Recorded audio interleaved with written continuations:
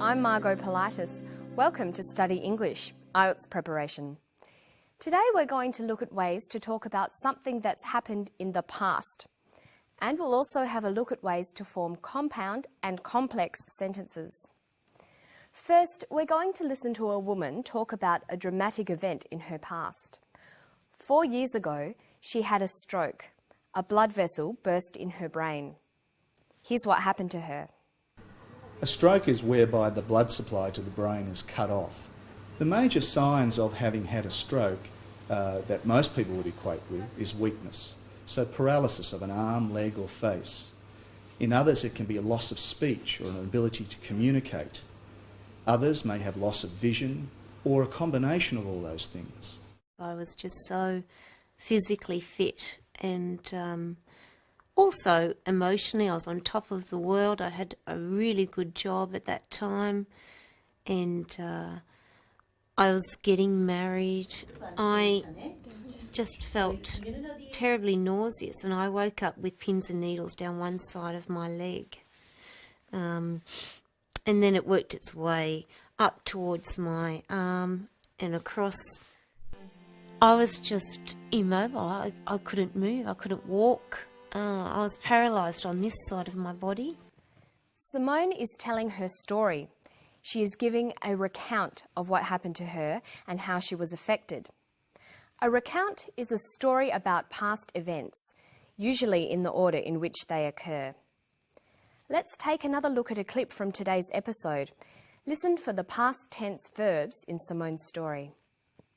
I was just so physically fit and also emotionally I was on top of the world. I had a really good job at that time and I was getting married.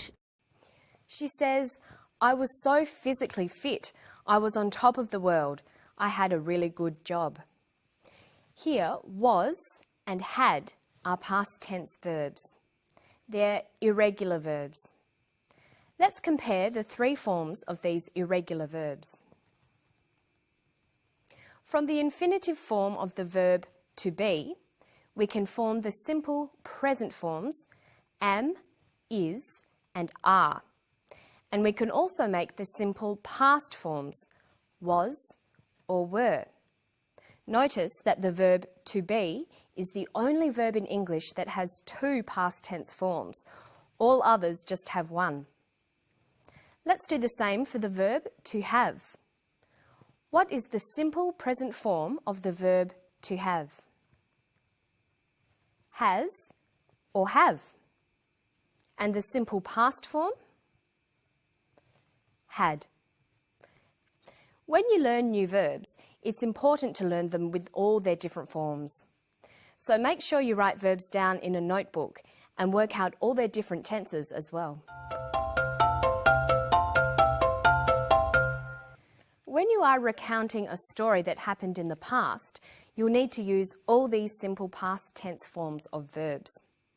You'll also need to use a variety of transition signals, words that help to order the events. Using transition signals will help the reader or listener follow the order of events in the story. Listen for the transition signal in this clip. I just felt terribly nauseous and I woke up with pins and needles down one side of my leg. And then it worked its way up towards my arm and across. She uses the word then. Then is very common in informal spoken language. So are other informal transition signals like next or after that. Simone said she had a feeling of pins and needles in her leg. Then it worked its way to her arm. In more formal language, you might find transition signals like at first, subsequently, or after a while. If we wanted to make Simone's story clearer, we could add some transition signals to her story. If we were writing her story, we might use more formal transition signals. Simone had a feeling of pins and needles in her leg. Then it worked its way to her arm. We might say, at first, Simone had a feeling of pins and needles in her leg. After a while, it worked its way to her arm. Notice that transition signals like this are often followed by commas. Adding transition signals has made Simone's story clearer. You can more easily see the order of events. This is very important in formal language. Try to make sure you learn and use a number of different transition signals. Now let's have another listen to a clip of Simone talking about her illness. Pay attention to the type of sentences that Simone uses. Are the sentences simple, compound, or complex? It worked its way up towards my arm and across. I was just immobile. I couldn't move. I couldn't walk. I was paralysed on this side of my body. Most of the sentences that Simone uses are simple sentences. If we wanted to write an account of Simone's illness, we could join up some of these sentences to make compound and complex sentences. We form compound and complex sentences by joining simple sentences and phrases together. Simone says, "I was just immobile. I couldn't move. I couldn't walk." But we could edit this to say, "I was just immobile. I couldn't move or walk." Or, "I was just immobile. I could neither move nor walk."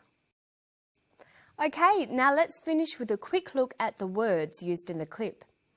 Listen to the clip one more time and then we'll talk about a quick way to build your vocabulary.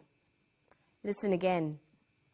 I was just immobile. I couldn't move. I couldn't walk. I was paralysed on this side of my body. Simone says she was immobile.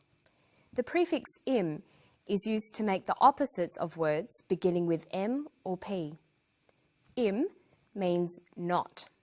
So immobile is the opposite of mobile. It means not mobile. So we can have mobile and immobile, mature and immature, polite and impolite, patient and impatient. Knowing the opposites of words is very important. Many words just have a different word that means the opposite, like hot, cold, happy, sad, in, out, up, down. But other words take prefixes that mean not, like un, de, dis, in.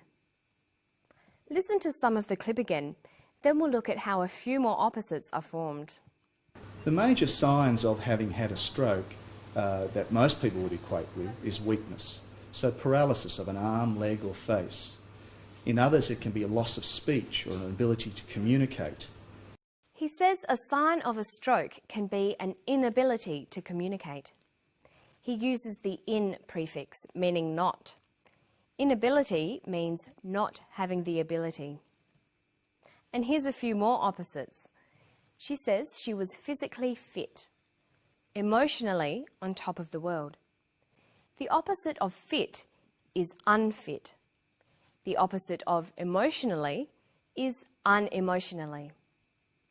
A great tip is to try to find words with opposite meanings. Some words have several meanings, so they have several opposites as well. A good thesaurus will really help you with this. And that's all from me today. Don't forget to practice forming compound and complex sentences, and remember to practice reading and writing in English every day. I'll see you next time on Study English. Bye.